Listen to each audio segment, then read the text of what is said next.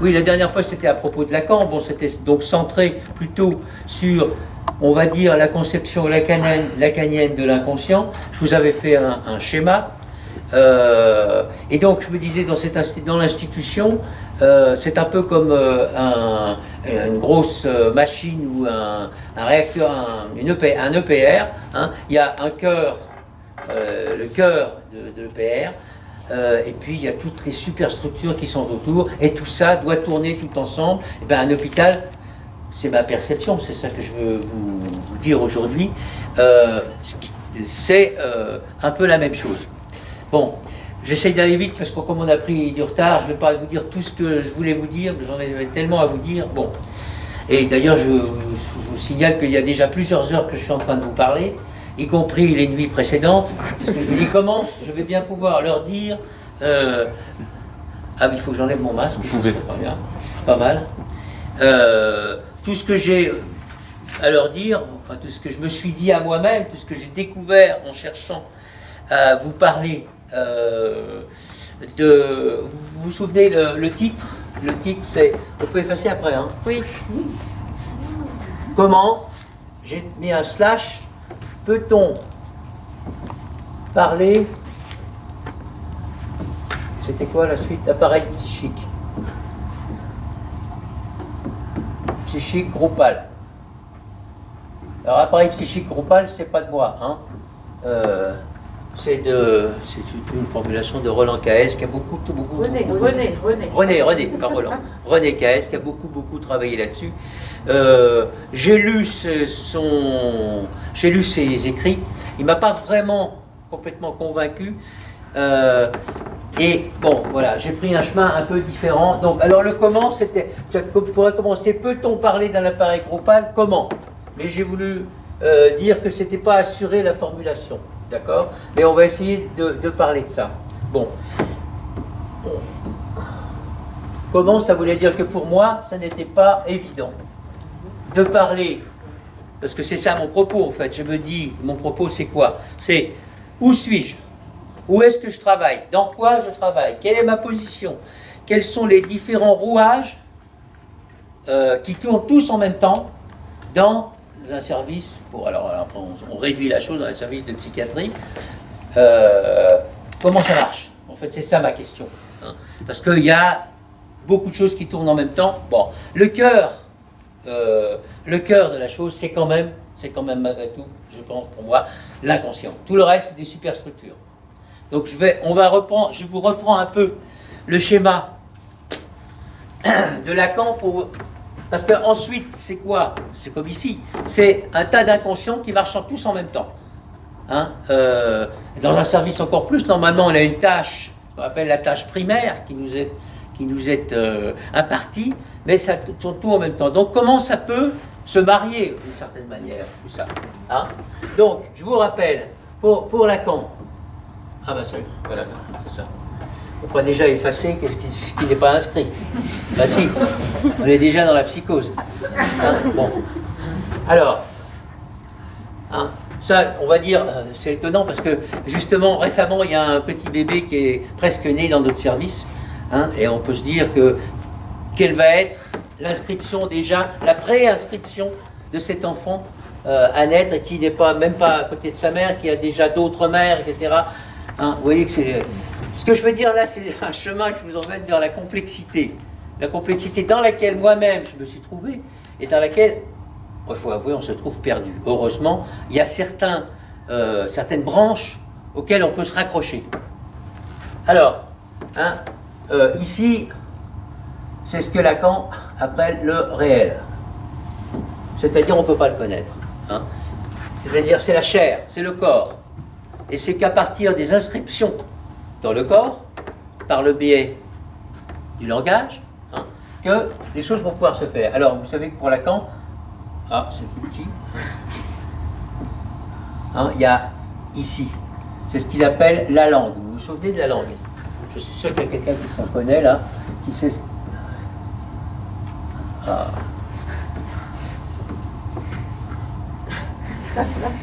Pourtant j'en ai une de tablette avec des trucs comme ça, mais c'est déjà pas mal qu'on puisse... La langue, hein, il est là. Hein. c'est la nation qui produit ça. C'est le premier langage, c'est la première inscription. Alors je ne vous dis pas qu'est-ce qui peut s'inscrire quand on a une maman qui est là à côté, etc., une maman et puis tout ce qu'il y a autour. Et puis dans le cas de ce petit enfant qui s'appelle Kylian, hein, qu'est-ce que ça va pouvoir donner? Ce serait d'ailleurs intéressant, ce serait d'ailleurs un cas clinique, hein, que de commencer immédiatement et voir la trajectoire de ce qui va se passer. Et quand tout à l'heure je vais vous reparler de l'histoire, de la biographie, de l'anamnèse, qui est si importante pour nous, hein, pour nous et bien sûr ce qu'on va pouvoir rendre aux patients, hein, ce serait important de savoir qu'est-ce qui pour cet enfant commence déjà à s'inscrire. Quand je pense qu'on a eu certaines j'étais avec elle, on a eu déjà 2 grandes réunions, on était 15 à chaque fois, à propos de cet enfant, hein, au conseil général, ici, etc. Ça a déjà une machine énorme. Bon, enfin, je vais faire des digressions, je m'en excuse. J'espère ne pas être trop confus. Bon. Donc ça, c'est la première langue, hein, c'est la langue. D'accord? Et puis, le stade ultérieur, c'est-à-dire que l'enfant, il commence à là, c'est du pré-signifiant. Hein, les signifiants, après, on va dire pour être rapide, c'est des mots. Hein, c'est des mots. Et alors là, c'est par là que ça va commencer à s'inscrire. Hein. Et puis, il va s'inscrire où? Sur le corps, à travers le corps, par le corps, et par la langue. Le mariage, une sorte d'entre la langue et le corps. Elle a commencé par le corps de la mère. Alors j'ai pris la métaphore de la roue, parce que la roue, elle tourne. Hein, c'est comme une grande roue. Moi, j'appelle ça la grande roue du signifiant. Lacan va nous parler de la chaîne signifiante. Hein, bon. Et puis, donc, ça, c'est le réel. Et d'ailleurs, je pense que, peut-être certains lacaniens ne sont pas d'accord avec moi, mais plus je lis Lacan, plus je me dis, et d'ailleurs, il a été clair, il a dit, la guérison, c'est de surcroît. C'est pas son problème, la guérison. C'est pas son problème, la psychothérapie. Son problème, pour lui, c'est comment parler, comment rendre compte du réel. Bon, je vais revenir après sur comment lui, il a essayé de faire, etc. Et, à partir de ce schéma, il tombe certaines choses, ce qu'on appelle des formations de l'inconscient.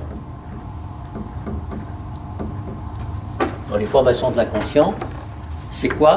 C'est des rêves, c'est des lapsus, hein, c'est des symptômes, naturellement, hein, des actes comme ça qui surviennent et qui sont une sorte de hic, hein, dans ce qui se voudrait logique, et du discours logique et qui n'est pas. Ah, ça s'inscrit là aussi, ah bah c'est bien.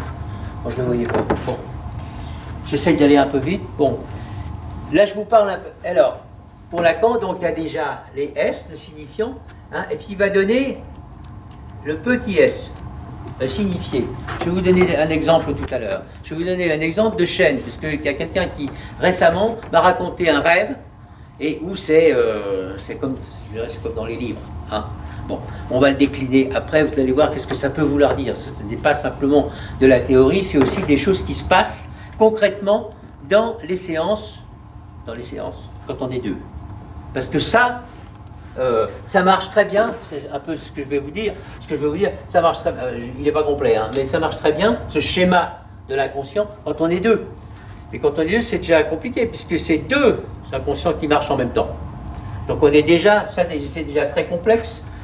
Si on en met deux, la situation analytique, hein, situation, je vais dire expérimentale analytique, on est deux. Donc, bon. Et c'est pour ça que, et je vais vous donner un exemple tout à l'heure. Bon. Et puis alors pour Lacan, il y a ce qu'on appelle ici le grand A. Le grand A, c'est le système de la langue.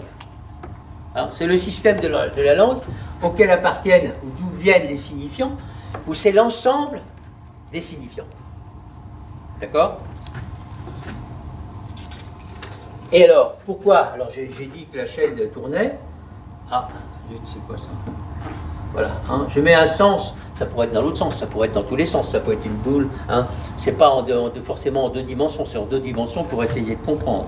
Hein, mais Ça tourne, et c'est quoi là, quand ça tourne? Ça veut dire que ça se répète. Et c'est bien l'expérience qu'on a tout le temps des symptômes des gens, des hospitalisations, des paroles, etc. Ça se répète sans arrêt, ça tourne, ça tourne, ça tourne. Et ça, c'est normal que ça se répète, chez nous aussi. Hein. Bon. La console, elle tourne, c'est-à-dire qu'il y a un mouvement centrifuge, hein, une poussée du réel, une poussée du corps, une poussée... Le corps, ça commence par les orifices érogènes, hein, une poussée, et qui on va dire, une sorte de mariage avec le grand A, hein, avec les mots qui s'inscrivent dans le corps, et parfois les symptômes hystériques, hein, ben c'est quoi? C'est justement un mot ou un bout de mot qui se forge dans le corps, qui nous apparaît comme ça. Qu'est-ce que j'oublie? Oui, et alors là, hein, ce qu'on appelle dans les formations de l'inconscient, pour Lacan, il y a ce qu'on appelle l'objet petit a, qui va représenter le sujet dans ces différentes formations d'inconscient. Bon, je vais essayer de m'arrêter un peu là pour accélérer un peu les choses. Et je vais vous donner un exemple de rêve qu'on m'a rapporté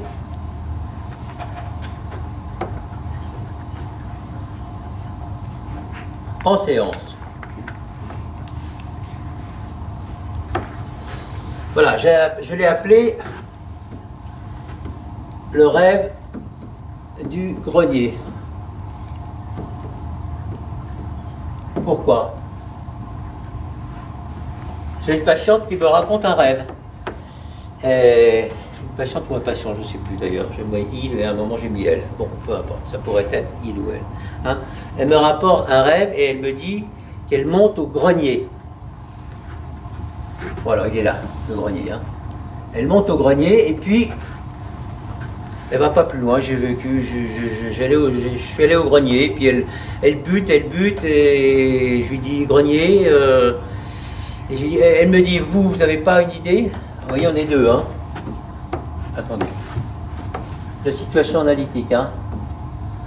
On va dire que l'analyste il est là et puis l'autre il est là. Hein. A1, A2, comme vous voulez. Bon. Et il me dit, vous n'avez pas une idée? Je dis, étage. Non, ça c'est moi. Hein.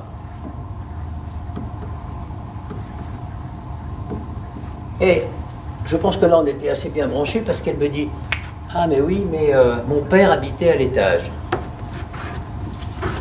À l'étage.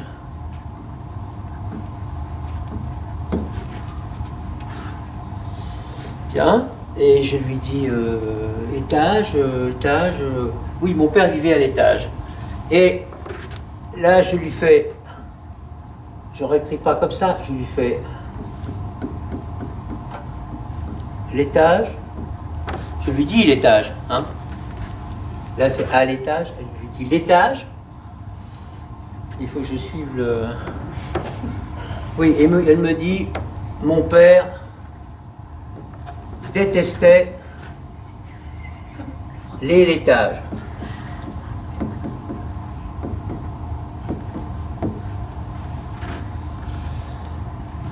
Et alors, ensuite, je fais l'étage, à l'étage.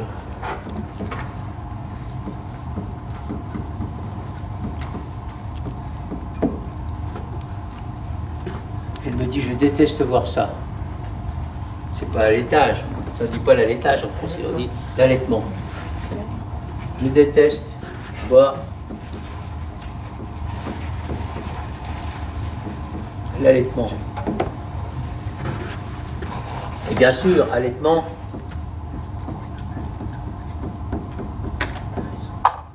on n'est pas dans le même registre. Quoique. Et sa mère, elle me dit, ma mère en revanche, elle adorait allaiter.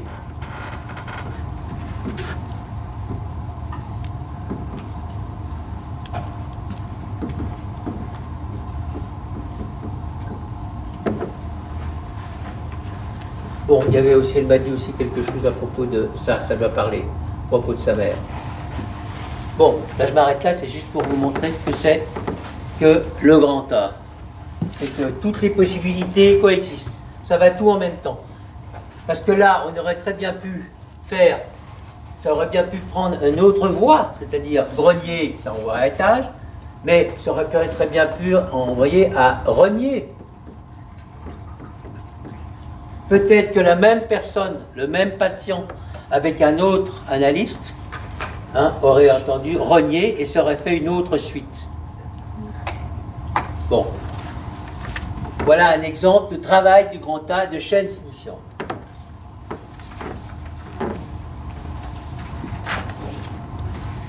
Bon, donc vous voyez que c'est déjà... Bon, je vais vite, hein, Bon, tant pis. C'est pas mal, ce truc. J'ai une tablette qui fait ça. J'achète parce que pour dessiner en plus grand, c'est bien. Alors, donc, ce dont on vient de parler, ça renvoie à la situation, je dis expérimentale parce que ça veut dire quoi expérimentale? Ça veut dire la science est expérimentale, c'est-à-dire on réduit le nombre de données qui vont nous parvenir pour essayer d'y comprendre quelque chose. Parce que si on ouvre complètement, on va arriver dans la complexité, ce dont je voulais parler tout à l'heure. Et je pense que la science moderne, je ne vais pas faire des graphes, je vais parler de complexité, la science moderne, justement, elle s'attaque à ça, à la complexité. Bon. Mais là, c'est déjà très complexe. Bon. Et encore, quand on fait tourner la grande roue dans une analyse pendant 5 ans à 3 fois par semaine, je ne dis pas la complexité. Mais, bon, c'est le métier de l'analyste de se souvenir. On est soi-même très surpris, mais je pense que c'est justement quand il y a vraiment analyse, on est vraiment très surpris de se souvenir. Ah bah oui, mais vous vous souvenez de votre rêve il y a 3 ans, là? Comment vous faites pour vous souvenir de ça? Bon, etc. Ben, là, il y aura encore d'autres choses à dire, mais c'est pas ça dont je voulais vous parler aujourd'hui. Et ma question, c'est finalement, mais comment ça se passe?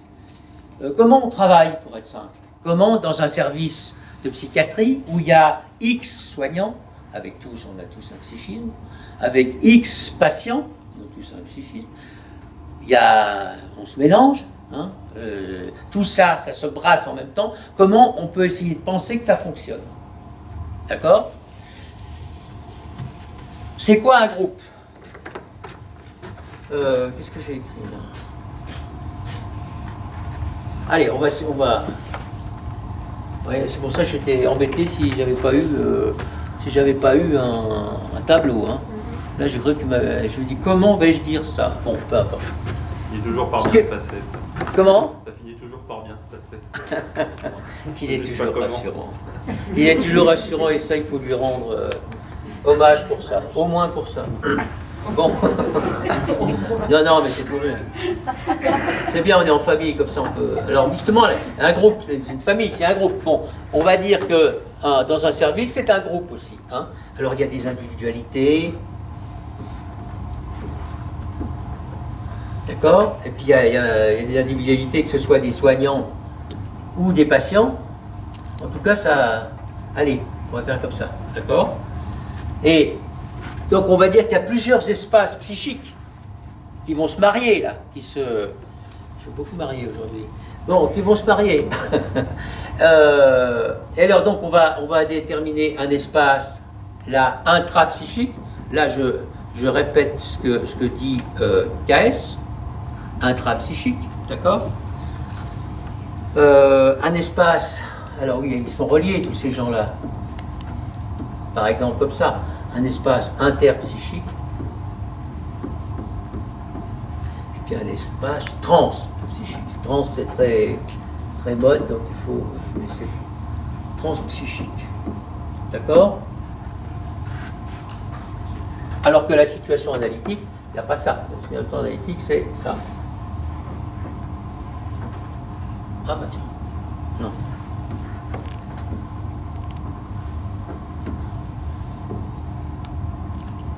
Bien. Donc là, c'est déjà très complexe. Si on veut rendre compte de cette complexité, et encore là, il y a 5 personnages, mais dans un service, il y a quoi? Il y a 30 patients, ou chez toi, je ne sais pas combien il y en a, mais 30 patients plus X soignants. Bon. Bien. C'est-à-dire que, entre là et là, il y a ce qu'on appelle un saut qualitatif.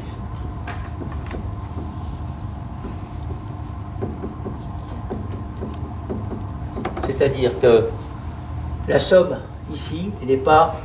ce qui se passe ici n'est pas la somme de ce qui se passe là. C'est pas la somme plutôt des 5 qui sont là. Hein. C'est autre chose que le 5. C'est pas simplement un plus, c'est autre chose. C'est un saut qualitatif. C'est un peu comme, et là, j'en viens à ce que je vais parler tout à l'heure, la théorie du chaos, pour en parler un peu... c'est comme vous prenez de l'eau, et puis tout à coup on met l'eau à chauffer, et qu'est-ce qui se passe? Qu'est-ce qu'on voit? On voit qu'il y a des choses qui commencent à tourner, hein, et ensuite ça fait de l'eau qui bout. Et donc il y a un saut qualitatif qui passe de l'eau inerte à l'eau qui bout, puis ensuite qui va disparaître, qui va se transformer en gaz. Là il y a un saut qualitatif aussi.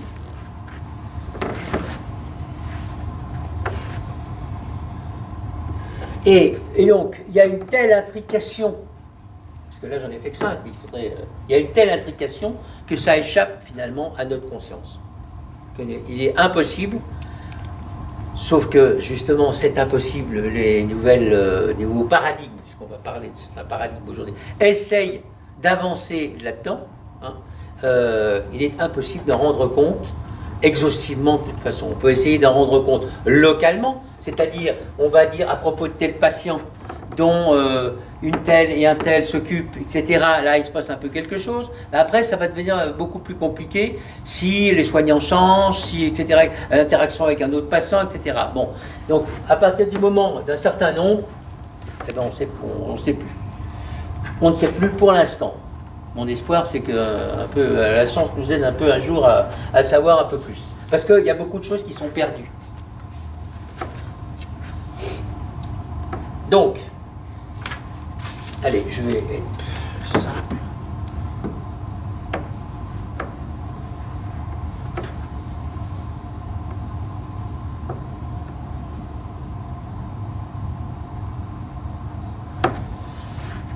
Et donc,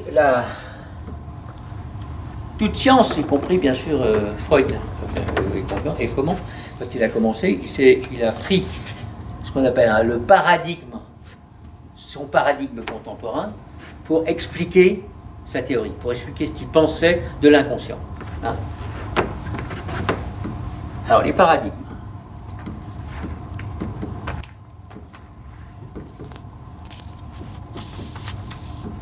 Donc, c'est quoi un paradigme? C'est un modèle théorique en vigueur, on va dire, contemporain, qui peut expliquer des choses. Pour Freud, c'est la thermodynamique. Ce que je vous disais déjà la fois précédente, c'est qu'au cours, je l'ai fait surtout pour Freud et pour Lacan la dernière fois, on va prendre un peu d'eau. Ah.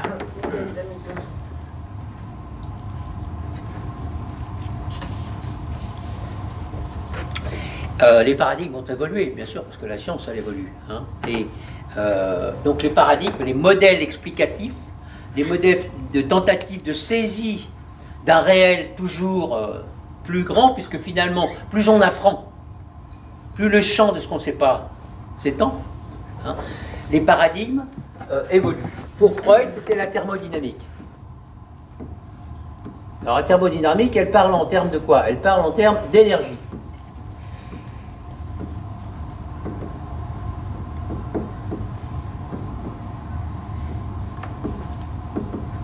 Et Lacan, l'énergie inconsciente, la libido, etc. Il parle en termes d'énergie. Il essaye de nous faire comprendre ce qui se passe là, dans notre inconscient. Hein, il en parle en termes d'énergie. Et c'est la loi de la thermodynamique, il y a deux principes. Hein. Il y a le premier principe, c'est le principe de conservation de l'énergie.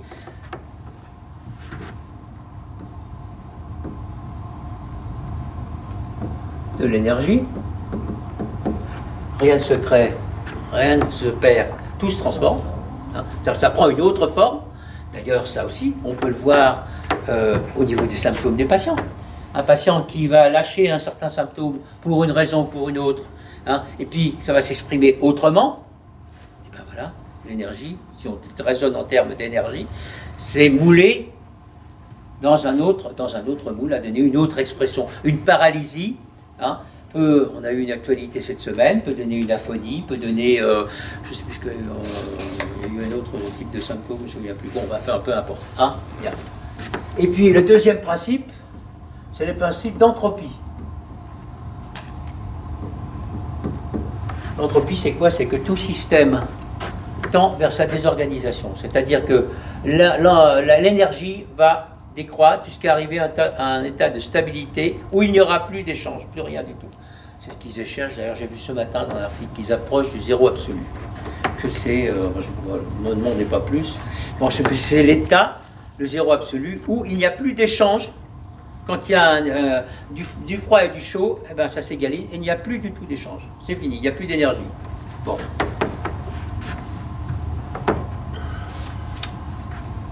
Bon, ça c'est le paradigme, le premier paradigme freudien.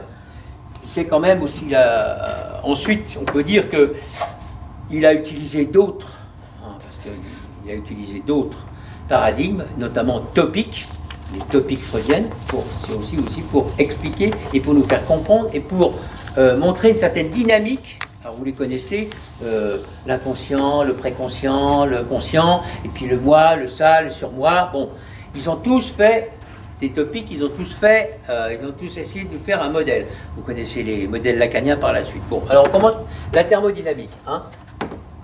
Et alors ça c'est surtout Freud. Et puis Lacan. Lacan il arrive, mais lui il arrive 25 ans plus tard.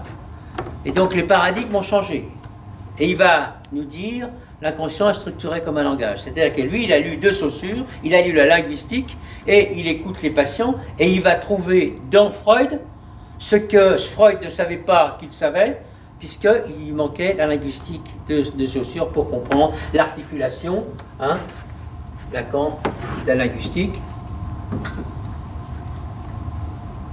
Lacan, l'articulation entre le signifiant et le signifié.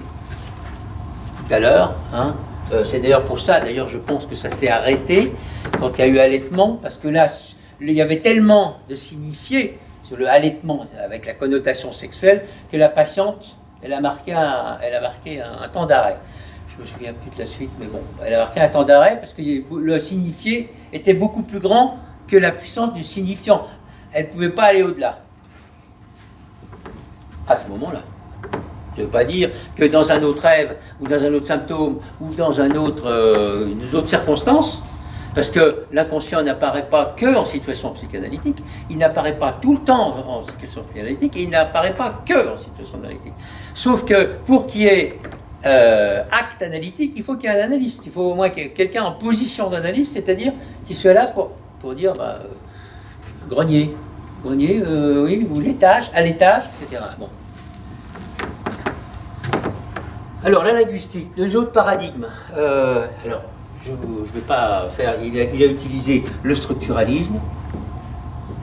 Lacan, je parle, toujours.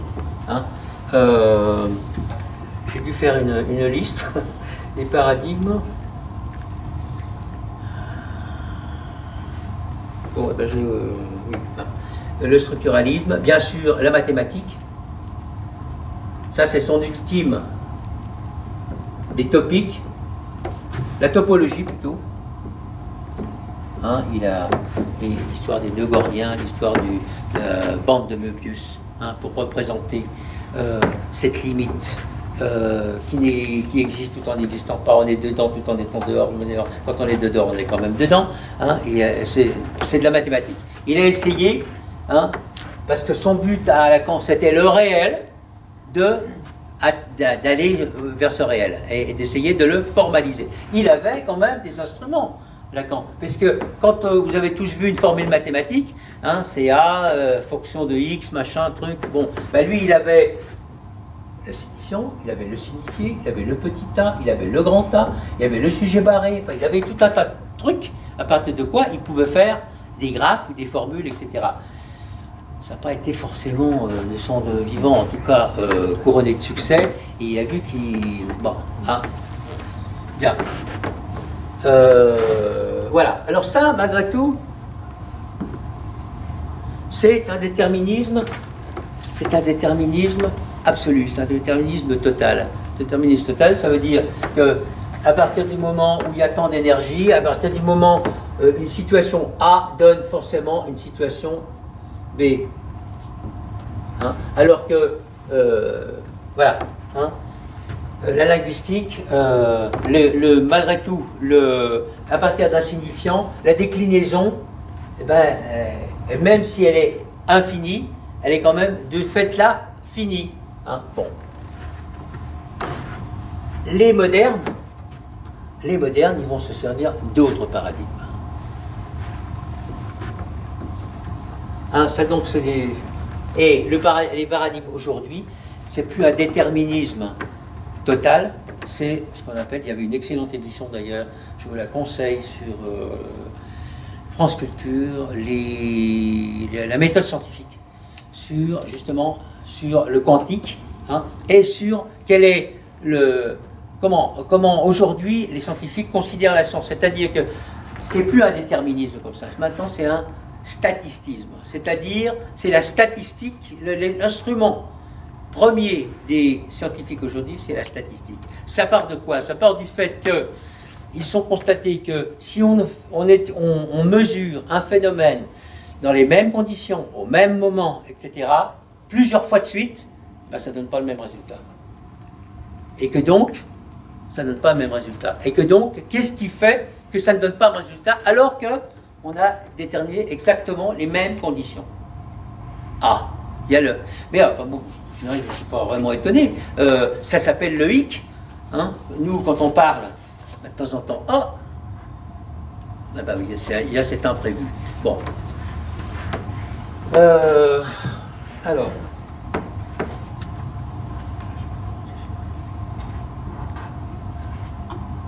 Ça va, vous suivez?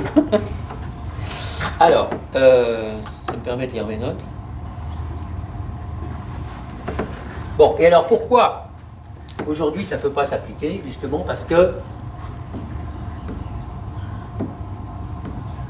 Alors...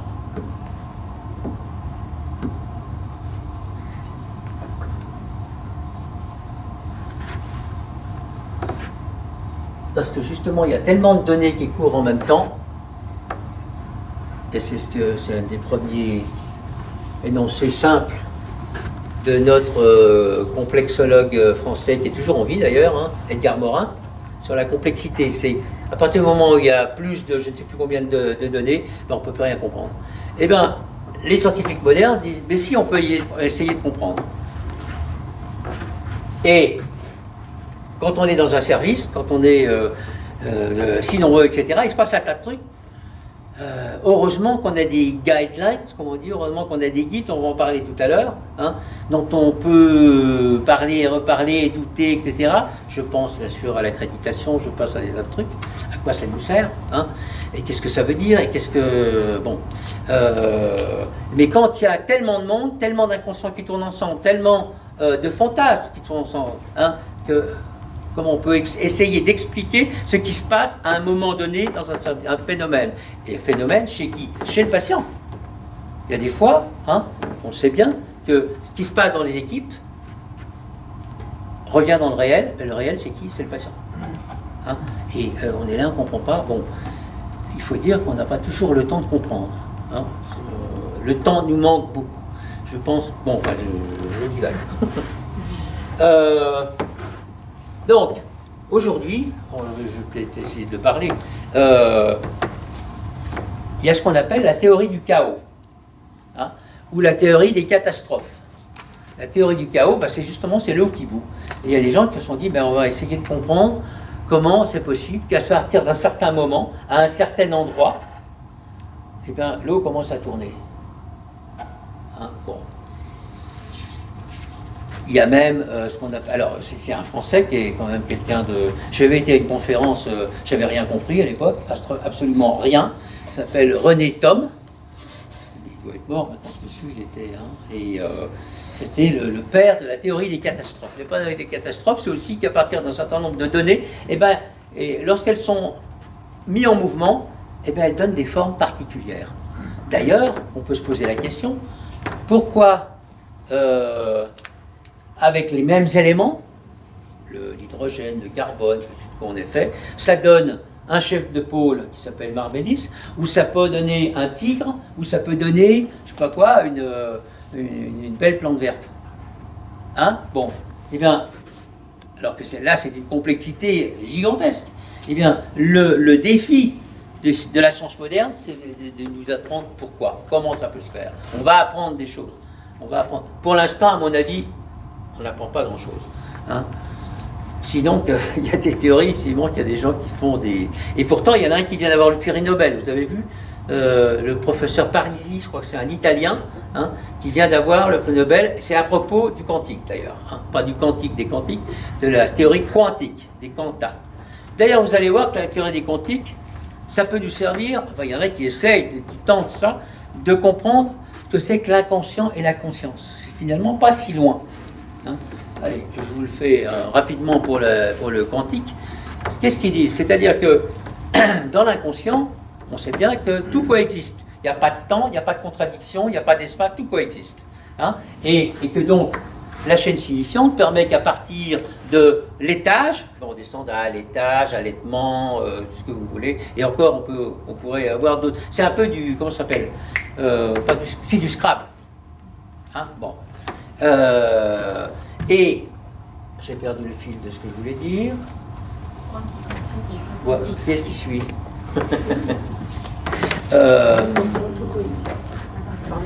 Quantique. Voilà, c'est ça. Hein, c'est-à-dire que, et le quantique, c'est que deux particules, ou plusieurs particules, peuvent être au même endroit, hein, ou plutôt, on va dire a posteriori que c'est une seule particule, mais il y a beaucoup de particules, mais que quand on en prend, quand on l'observe, il y a une seule particule qui apparaît. Il n'y en a qu'une. Les autres, bon. Et bien la conscience, c'est quoi? La prise de conscience par rapport à l'inconscient. C'est-à-dire que là, dans l'inconscient, il y a un brassage énorme, et on prend conscience, il y a une seule chose qui apparaît. Alors ensuite, le travail analytique, c'est d'essayer de faire le chemin contraire, hein, pour essayer d'aller voir quelles sont les connexions. C'est l'exemple que je vous ai donné tout à l'heure, hein, de la chaîne signifiante. Alors, bon, on va vite. La théorie du chaos, la théorie des catastrophes, la complexité d'une façon générale. Hein. C'est-à-dire que quand il y a un tellement de données qui sont en jeu, bon. Et alors, Edgar Morin lui propose, au lieu de devenir, pour ce qui est si on veut aborder la complexité, au lieu de devenir le spécialiste de tel ou tel segment, c'est très important, eh bien, de s'ouvrir, il propose une sorte d'encyclopédisme, c'est-à-dire, et surtout refuser les frontières entre les domaines scientifiques. Alors, les scientifiques sont un peu réticents, mais hein, et capables d'entendre beaucoup de choses, hein, et de se laisser à l'écoute de tout un tas de données, et bon.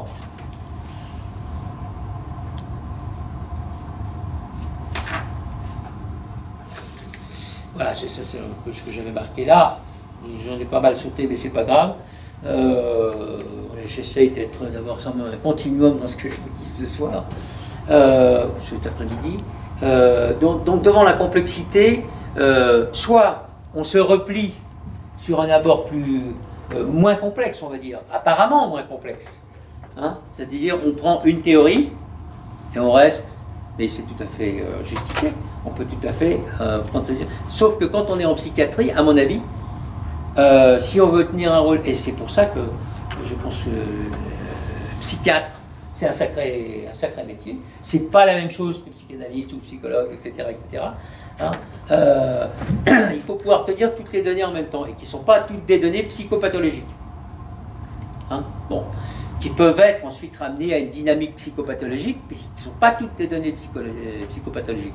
Et encore plus, quand on est chef de pôle, qu'on a à tenir compte, à être en rapport avec ce que je vais vous parler tout à l'heure, parce que dans la théorie des catastrophes, il y a ce qu'on appelle les attracteurs.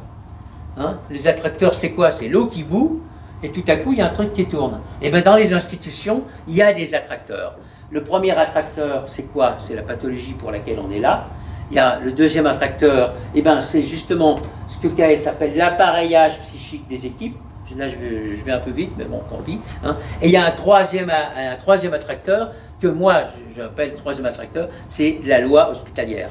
Je dis loi hospitalière pour pas dire ordre hospitalier, mais en fait sur le fond je pense ordre hospitalier. Mais comme on a à voir souvent avec la loi, hein, eh bien je dis le hospitalier. Bon, je vais vous en reparler après, hein, parce que je pense que c'est un peu vers ça, par tout le grand détour que je vous fais. Quelle heure est-il? On a le temps? Vous avez 55 minutes.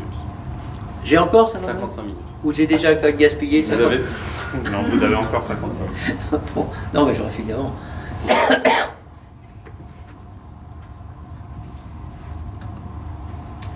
Bon, alors, l'appareil psychique, pourquoi l'appareil psychique compact, ça a à voir avec la théorie des catastrophes, etc. Ben, c'est parce que c'est ce qu'on appelle aujourd'hui, hein, un système dynamique complexe. Hein. Et le prix Nobel, il vient d'avoir ce prix Nobel parce qu'il a trouvé, je ne me demandez pas ce que c'est beaucoup trop compliqué pour moi, hein, une des lois de système dynamique complexe. La loi de rupture de l'équilibre, bon, peu importe. Hein. Et alors, donc, on va considérer un service de psychiatrie, mais ça peut être bien sûr une famille, ça peut être bien sûr un groupe, une équipe de foot, etc., comme un système dynamique complexe. Et les systèmes dynamiques complexes sont caractérisés par le fait qu'ils ont des attracteurs. L'eau qui bout, c'est un système dynamique complexe. Et nous aussi, nous sommes dans un système dynamique complexe, sauf que ce n'est pas de l'eau qui bout, hein, mais qu'on peut donc définir trois types d'attracteurs. La tâche primaire, c'est ce que je vous disais tout de suite. La tâche primaire, l'appareillage psychique,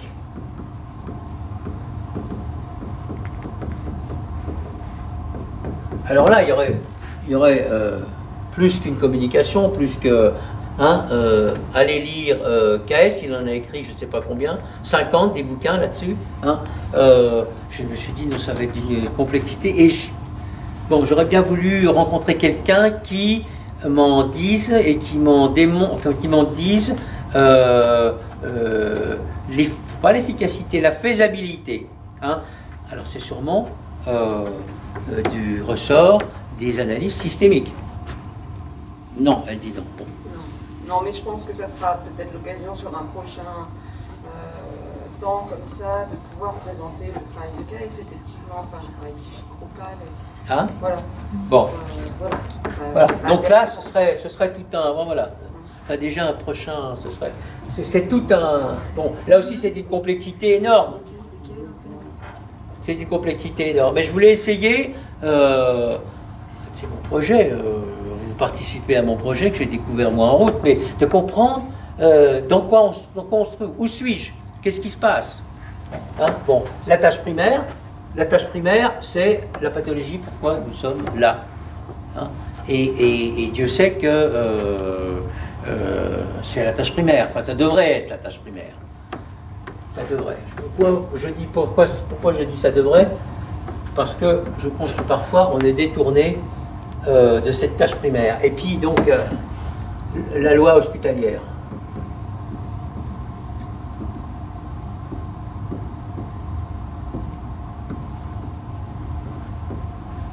Ça, c'est digne du grand maître d'un paranoïaque, la loi hospitalière, hein, avec ses... Bon, ça, on va dire, alors on parle en attracteur, mais c'est des forces en même temps, des forces en présence, hein, et qui interagissent les unes avec les autres, et dans lesquelles nous nous débattons. Hein. Il y en a qui sont plus proches de la loi hospitalière, qui nous défendent et qui nous aident. Hein. Nous, on est plutôt proche, là, de la tâche primaire, hein, avec l'appareillage. L'appareillage psychique, c'est le groupe, c'est comment se sont ordonnés, mais ça, c'est d'une telle complexité aussi qu'il faudrait qu'on ait, je ne sais pas combien de temps tu prendras pour nous en parler. Bon. Et on pourrait dire que oui, alors, là je reprends KS, mais je ne veux pas beaucoup insister, puisque si tu prévois de nous en parler, c'est bien. Il y a deux types pour lui, deux types principaux d'arrangement d'appareillage. Alors l'appareillage, c'est quoi? C'est-à-dire que les différents psychisme des personnes en présence, des individus, des soignants ou soignés, hein, se sont ordonnés d'une façon ou d'une autre. Et il y a deux grands types pour lui, hein, c'est l'isomorphie. Ah, si on écrit encore. Morphie. L'isomorphie, c'est-à-dire, j'ai essayé de la représenter, hein. C'est-à-dire, si ça c'est le groupe, si ça c'est les. Alors.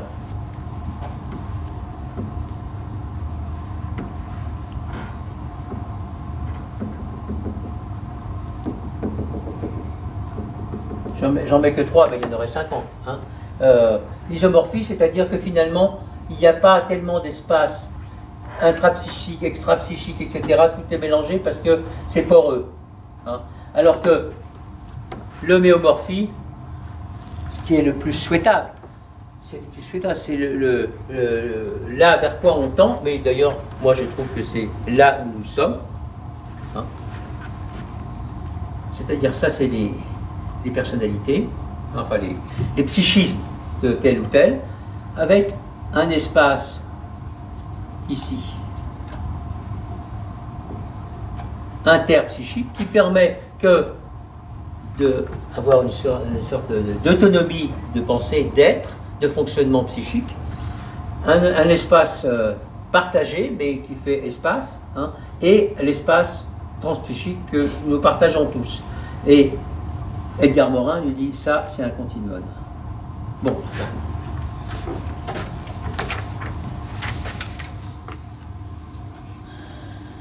Alors, et ne vous inquiétez pas, j'approche de la fin.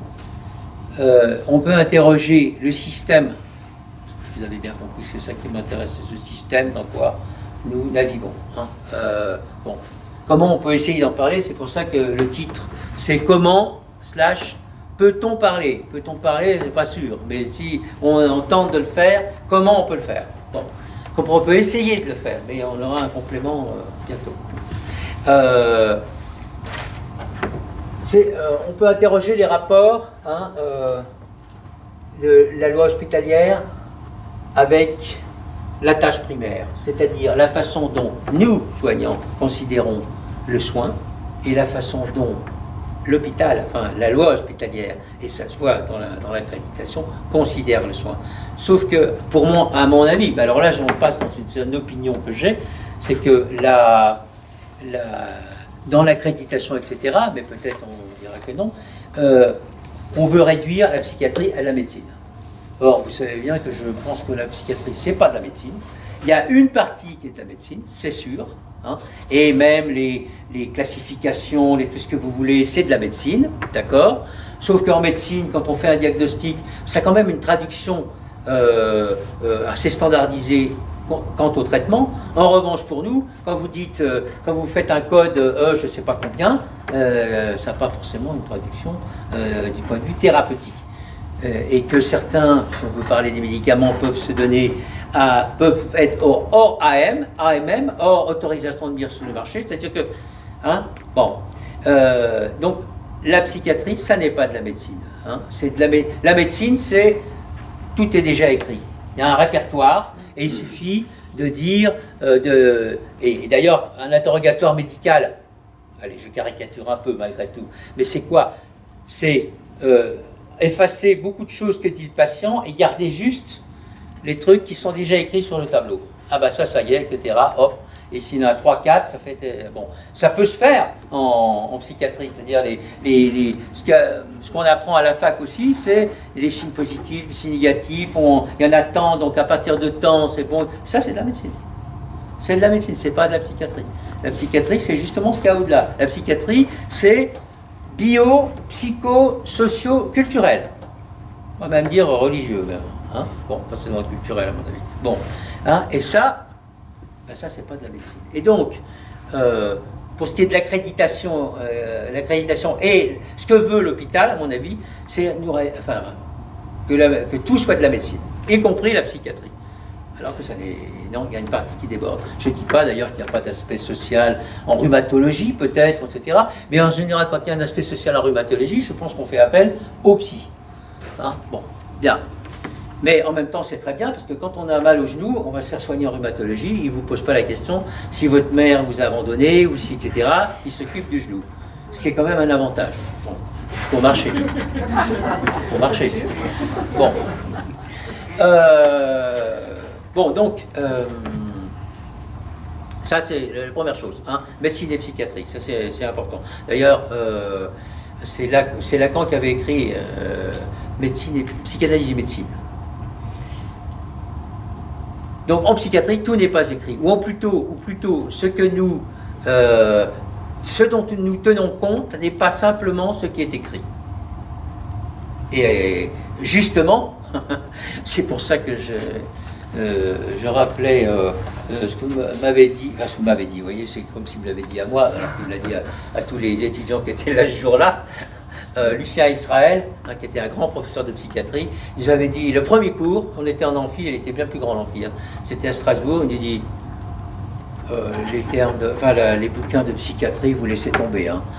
La littérature. Bon, eh bien, la psychiatrie, c'est la littérature après la médecine. Bon, j'exagère un peu, hein, mais c'est tout ce qui, on essaye de fermer la boîte, eh ben, il y a toujours quelque chose qui sort. Et bien ça, on est dans... Et là, en médecine, qu'est-ce qui se passe? On appelle qui? Les psychiatres. Hein? Bon.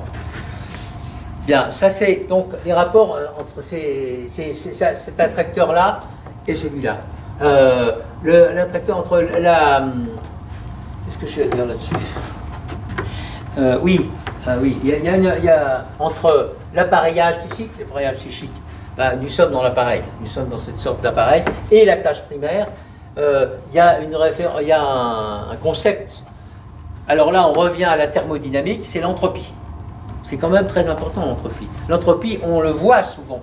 L'entropie, c'est la désorganisation. C'est quand l'énergie diminue, et c'est le principe de désorganisation. Tout système tend vers sa désorganisation. Et nous sommes toujours en danger, du fait de certaines pathologies, en danger d'entropie. Hein? La pathologie, même si le patient délire beaucoup, mais s'il délire, c'est qu'il essaye de lutter contre l'entropie. C'est la désorganisation qui est en lui. Il essaye de faire une concrétion pour que ça tienne le coup. Bon. Et donc, ici, nous, les équipes, hein, nous pouvons être en danger d'entropie. C'est-à-dire que, et il y a certains patients qui mettent à mal. Alors, heureusement, qui mettent à mal les services. Heureusement, il y a des équipes aguerries, heureusement, etc. Heureusement, souvent, ça peut mettre à mal localement d'autres patients, par exemple. Hein. Mais bon, la thermodynamique, avec l'entropie, là, est aussi utile pour essayer de penser parfois de façon un peu rudimentaire qu'est-ce qui est en train de se passer là. Là, c'est en train de se désorganiser. Hein, qu'est-ce qu'on peut faire contre alors là, on a dit différentes méthodes contre la désorganisation, contre l'entropie.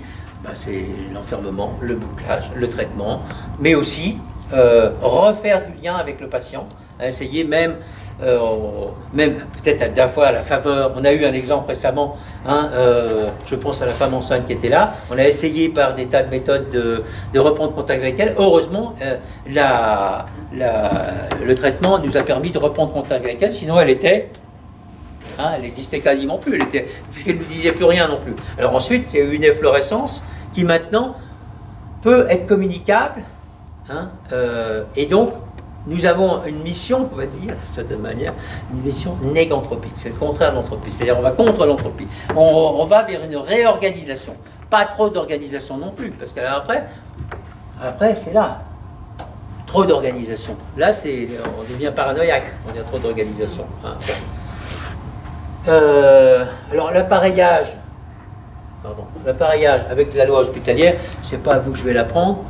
Je pense qu'aujourd'hui, effectivement, le fait de manque de soignants, hein, eh bien, qui vient d'où? Il vient quand même de la loi hospitalière et de l'idéologie qui est en dessous, n'importe quel bord d'ailleurs, hein, l'idéologie qui est en dessous, et de qu'est-ce que veut la loi hospitalière. La loi hospitalière, il faut lire Kafka. Hein, la loi hospitalière travaille pour elle. C'est un peu comme quand vous achetez une maison. Hein, il y a 3 partenaires quand on achète une maison. Hein. Il y a l'acheteuse, il y a le vendeur et il y a l'agence immobilière. Et l'erreur, c'est de croire que l'agence immobilière travaille pour vous. Non, elle ne travaille pas pour vous, elle travaille pour elle. Ce qui est un peu normal. Il faut bien qu'elle tourne. Eh bien, pour moi, la loi hospitalière, l'accréditation, l'hôpital, qui n'ont pas d'ailleurs de rôle soignant direct, n'ont pas de contact, ça travaille pour soi.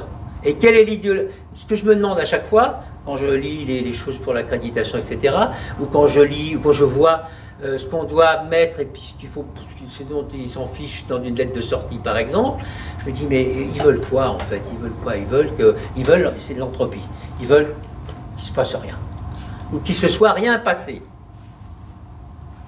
Bon. Allez, c'est bientôt fini. Qu'est-ce que je dis? Oui, et donc là, dans le rapport appareillage, loi hospitalière, machine hospitalière, nos cadres et nos chefs de pôle, et nos, etc., sont très importants, parce que c'est eux qui nous mettent à distance de ça. C'est eux qui essayent de faire en sorte que la loi hospitalière ne soit pas trop anthropique.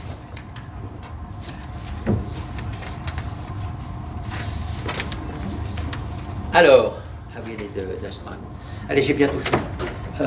Ça fait plusieurs fois que je vous le dis, mais ça va arriver. Ne vous inquiétez pas, ça va arriver. Pour moi aussi, d'ailleurs. Vous avez le temps? Non, mais comme j'ai dû un peu raccourcir, c'est pas grave. Et j'ai terminé en mettant au-dessus de la page « Que faire ?» Dans tout ça, que faire? Alors, que faire, vous savez, c'est Lénine qui avait écrit un bouquin sur que faire, quand il s'était rendu compte, après avoir pris le pouvoir, que les masses paysannes n'étaient pas mobilisables comme ça, et qu'il fallait donc qu'il y ait des révolutionnaires professionnels qui prennent les choses en main. Bon, peu importe. Nous, que faire? Alors, il y a quelque chose dont je n'ai pas parlé, mais c'est pour revenir au tout début de mon propos, revenir à la chaîne signifiante. La chaîne signifiante, elle tourne quand on parle tous. Et Dieu sait que ça parle dans un service. Dieu sait qu'ils s'en dit des choses. Je pense que là, on peut être à l'écoute. Je pense qu'il y a une écoute qui est possible. Alors, bien sûr, il y a des écoutes possibles dans des espaces dédiés, dans le bureau de la psychologue, ou dans un colloque singulier entre une infirmière et un patient. Mais il y a aussi, je pense, il faut écouter une sorte de bruit de fond. Il y a un bruit de fond. Le bruit de fond, c'est comme l'univers, vous savez, il y a un bruit de fond. Bon. Et bien là, il y a un bruit de fond. Et dans le bruit de fond, c'est la roue du signifiant qui tourne. Ce que je vous ai dit tout à l'heure. On peut entendre certaines choses, et notamment pour certains dossiers, alors ceux qui me connaissent auront compris que je pensais à Kevin Closier. Je le cite, j'aurais peut-être pas dû, mais ça m'est sorti comme ça, peu importe.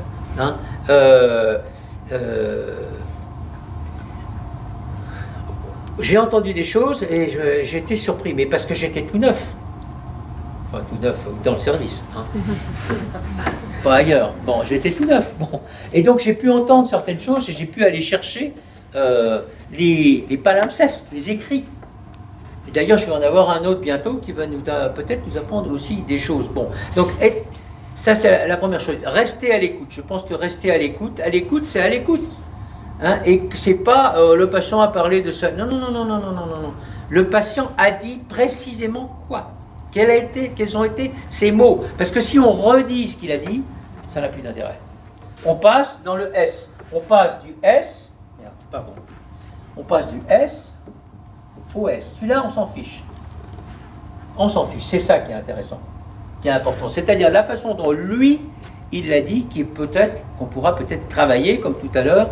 Je vais vous donner l'exemple de travailler à propos du rêve du grenier. Bon, il faut être à l'écoute. Alors, il y en a qui sont à l'écoute, il y en a qui ont été écoutés ou qui sont toujours en ce moment écoutés, des gens qui ont écouté aussi, dont ça a été qui ont pris du temps. Il faut écouter. Il faut écouter, mais il faut écouter précisément ce que les gens disent. Sinon, on est dans la médecine. Ou alors on est dans un imaginaire, dans être gentil avec le patient, etc. Ce qui peut être utile, bien sûr. Mais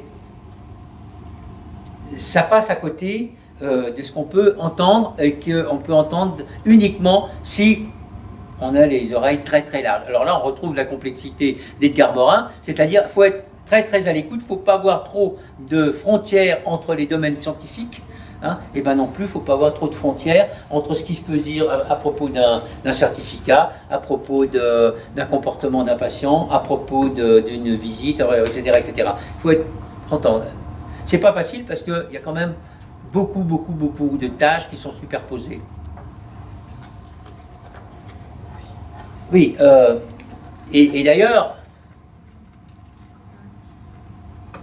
il y a un élément, on en parlait l'autre jour, il y a un élément à mon avis aussi très important pour nous, c'est la biographie des gens, l'anamnèse des gens. Qu'est-ce qu'on peut vraiment savoir? Parce que moins on sait, plus on va savoir. Moins on sait, plus on va remplir ce qu'on ne sait pas par des présupposés, par des choses qu'on a mal lues, etc. Bon, alors, je suis 1000 fois d'accord que c'est parfois difficile, qu'on n'a pas le temps, qu'il faut se dépêcher, que ci, que ça, bon, d'accord. Mais je pense que là, il y a un effort à faire de véritable anamnèse. Hein, bon. Et c'est pour ça que, pour ma part, j'ai toujours été favorable à recevoir la famille, les conjoints, etc. Alors, je sais que dans certains cas, ça n'est pas très orthodoxe, je ne vois pas pourquoi, dans la mesure où le patient est d'accord, naturellement. Hein. Enfin, même des fois, on apprend des choses sans que le patient ait été averti qu'on va nous le dire. Mais là aussi, c'est être à l'écoute, c'est ouvrir les oreilles. Hein. Et parfois ouvrir le cœur aussi.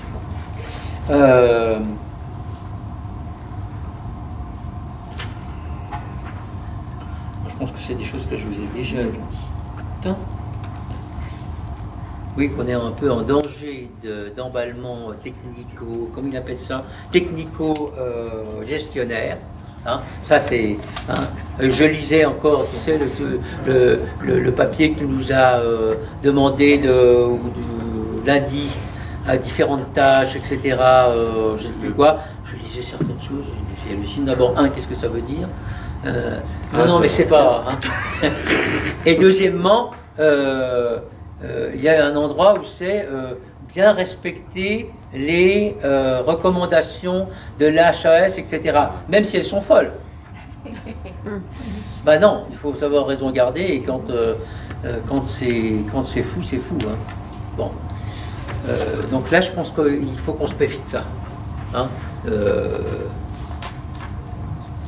Et alors, comme ça, on va finir comme ça. Un système qui perd de l'énergie, dont l'entropie ne fait qu'augmenter, qu'est-ce qu'il faut faire? Il faut apporter de l'énergie. Et je pense que quand on se réunit de temps en temps et qu'on peut... Alors c'est interdit de fêter, je sais pas quoi, on ne peut pas rentrer de champagne dans les... C'est dommage, mais et quand on peut faire un peu la fête, et bien on apporte de l'énergie et à l'appareil psychique qui en a bien besoin de temps en temps. Allez, c'est tout.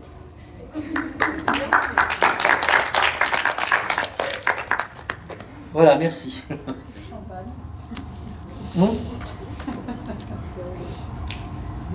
Oui, il y a des questions, du coup, ça c'est à la fois simple et compliqué, j'imagine. Et puis il y a différentes, j'imagine, différentes expériences dans le domaine public. Est-ce que vous avez donc des questions qui vous viennent vraiment? Soit des...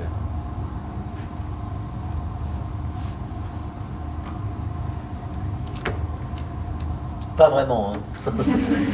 Mais je vous comprends, moi je m'en suis posé tellement aussi.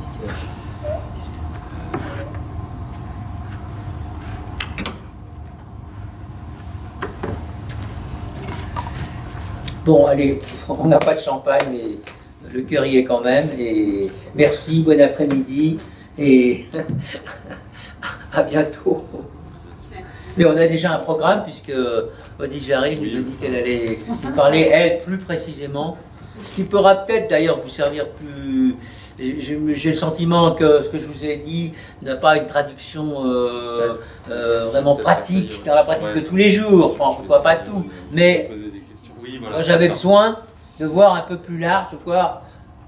Qu'est-ce qui se passe, comment ça marche. Ce qui est intéressant à la fin, c'est le que faire. Ça résume bien sur le côté des endroits où on est un peu peur. Mais pour autant, voilà, ça reflète bien les choses. Enfin, quand on dit qu'il faut faire bien l'anamnèse pour ne pas mettre n'importe quoi dans les trous de ce qu'on ne sait pas, c'est important.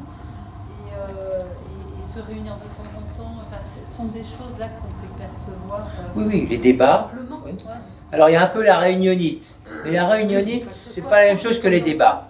Mais il peut y avoir un peu de débat dans les réunions. Dans nos réunions, on essaye de faire, mais parfois on n'a pas le temps, etc. Mais l'anamnèse, oui, sinon c'est l'entropie. Sinon on perd de plus en plus de choses. Sinon, c'est comme quand un parent décédé meurt et qu'on ne lui a pas posé certaines questions, et ben c'est fini, elles sont perdues. On ne pourra plus le savoir. C'est fini. L'entropie.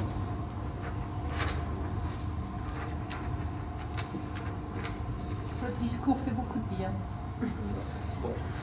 Parce que cocher des cases, j'ai pas le sentiment d'avoir été formée pour ça. Oui, moi c'est le sentiment que j'ai eu avec la lettre de sortie par exemple. Le sentiment que j'ai quand je rentre une lettre de sortie, c'est ils se foutent pas mal de ce qu'on a fait. Ce qu'ils veulent, il est rentré pour telle chose, il avait tel traitement, on a changé tel traitement, on lui a fait une radio de je sais pas quoi, etc. Il a vu, je sais même pas s'il est marqué, il a vu la psychologue, ça c'est pas leur problème. On a rencontré la famille Brun, et puis il ressort et il va chez lui. Et il a tel traitement, voilà. Bon, alors c'est vrai, c'est pas vrai, parce qu'il y a marqué quand même, par histoire d'hospitalisation, comment ça s'appelle, je sais plus, mais on peut en mettre, mais ça ne les intéresse pas. D'ailleurs, mettons-nous à la place du généraliste qui reçoit le papier, il n'a pas le temps de tout lire, etc., etc. Ou alors c'est un très bon généraliste. Mais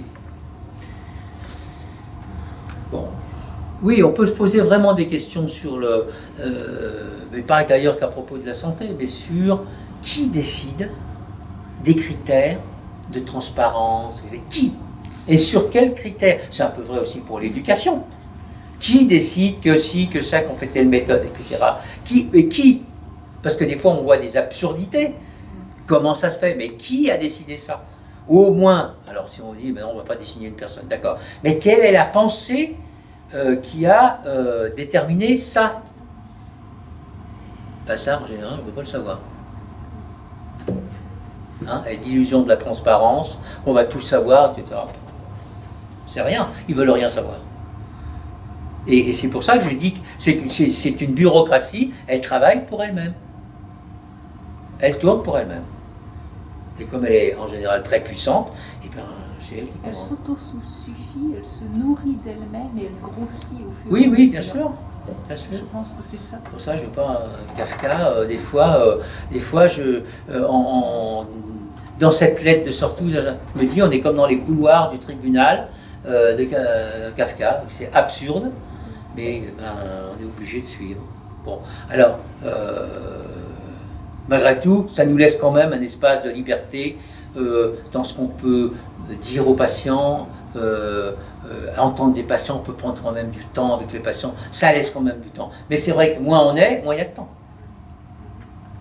Et voilà, et quand on est chef de pôle en plus, c'est qu'on a sans arrêt des réunions sans arrêt, dans lesquelles comment on appelle ça, l'entropie est énorme, dans lesquelles la plupart du temps, voilà, c'est ça, on attend qu'il se passe quelque chose. La formalisation prend le pas, c'est un peu ce que je voulais dire, la formalisation prend le pas sur la tâche primaire. Bon. Mais en même temps, je me disais,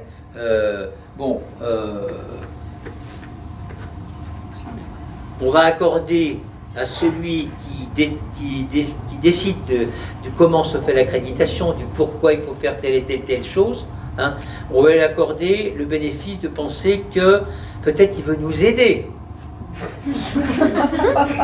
Bon, Alors, d'accord. alors, je vais faire exprès, je vous dis de pas répondre, même si je suis appelé, parce qu'en fait c'est le chef de pôle qui est appelé, puis ici c'est pas l'espace. Mais en revanche, je vais dire, comme je dirais si j'avais suivi votre cours, il y a juste une chose, c'est que vous dites depuis tout à l'heure accréditation.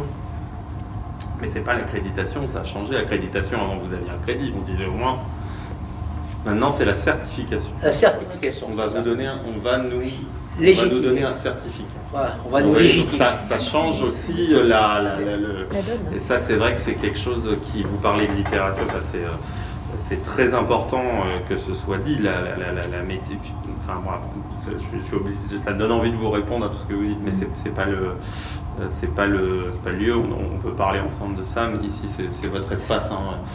Mais c'est important le sens des mots. Et aujourd'hui, il n'y a plus de sens de mots. Il y a de la stat. Il y a des grandes, enfin, on utilise des trucs qui ne veut rien dire. Enfin, c'est des mots valises, des mots vagues. Oui, on va être l'écoute, l'empathie, et qui sont dénués de l'épure, c'est-à-dire enfin épurés, mais sans l'épure. C'est-à-dire qu'ils sont épurés de toute, je veux dire, signification de toute âme. Mais il n'y a plus l'essence, voilà, de ce qu'on disait. C'est-à-dire que l'empathie aujourd'hui, bon, ça ne veut pas dire grand-chose. L'alliance thérapeutique, la transparence, l'efficacité. Donc voilà, j'aurais envie de répondre à autre chose, mais moi la question que j'ai, c'est oui, c'est aujourd'hui le mot, c'est certification et surtout le sens qu'on met derrière les mots. Voilà, l'accréditation, c'est pas ça. Aujourd'hui, pourquoi on va certifier de quoi? Qu'est-ce que voilà. Et donc, pour 4 ans, c'est la certification 2021. Voilà. Qu'est-ce qu'attend? C'est ça, c'est un comité de surveillance, en fait. Hein, c'est un certificat de bonne conduite pour faire voilà. C'est ça. Non mais c'est important. Certificat C'est de bonne important. conduite. Moi je vais aller, bon j'ai un pédopsie et en pédopsie, je sais pas si vous vous rendez compte, ça m'a toujours. Il y a une réunion quand vous savez pas quoi faire d'un patient. Donc on est et alors il y en a quand même quelqu'un qui a réfléchi au truc. Hein. Ils ont appelé ça le RAPT. Le RAPT. La réunion à, alors PT, je sais plus quoi, enfin bon, qui en gros, c'est quelqu'un du département qui va réunir le psychiatre, les directeurs, les trucs, les voilà, et puis on se réunit pour caser un enfant de force dans une institution quelle qu'elle soit. On appelle ça le RAPT. Et ils sont là, on vous pond ça, mais non, mais ça veut dire la réunion de. Donc si vous voulez, on a quand même perdu. Je pense qu'avant c'était trop. Il y avait un moment, c'était le sens de tout. On discutait le sens de tous les mots, de trucs, ce qui fait qu'il y avait. Là aujourd'hui, on réfléchit même plus à ce qui est dit, quoi. Et donc on est de nouveau dans un flou. Vous avez raison, on est dans une flou. Le problème, d'après ce que vous dites, c'est le problème, c'est quand il y a une des 3 entités dont vous parlez qui domine et qui fait la sur toutes les autres. Et là, c'est ce qui est en train de se passer. En tant que certification, c'est l'ordre hospitalier ou la loi hospitalière, l'hôpital plus la loi. Hein. Nous, on a pour les gens qui sont sous contrainte, hein, quand même, on a à répondre à ça aussi, hein, qui fait la loi. Et avec tout ce qu'on est obligé de faire, de bien cocher. Alors bien sûr, il y a le respect des libertés, des façons, tout à fait d'accord. Ça, là, on rentre dans la complexité. Hein. Mais malgré tout, et surtout dans la certification, quand on lit les textes, c'est néolangue. C'est pas. Alors on est aux antipodes de la littérature. C'est-à-dire c'est des signifiants figés. Vous prenez les signifiants tels que vous n'avez pas le droit de le décliner ensuite comme dans le rêve. C'est fini. Donc c'est anthropique total, c'est zéro absolu là. C'est-à-dire qu'on ne bouge plus. J'en ai pas en tête qui me viennent, mais c'est un peu ça. Il y a des fois on dit mais ça veut dire quoi? Vous savez, à un moment c'est le ministère de l'Éducation nationale, je ne sais plus quoi, avait pondu il avait reformulé autrement des choses tout à fait bêtes, hein, je ne sais pas quoi, faire du découpage, ça s'appelle, je ne sais pas quoi. Bon, je n'ai pas assez d'imagination bureaucratique pour ça, mais mais je crois que malgré tout, on a des espaces de résistance, et l'espace de résistance, pour moi, c'est le signe. C'est écouter ce que disent les gens, parce que ça, on ne le répond pas. Allez, on va s'arrêter là-dessus.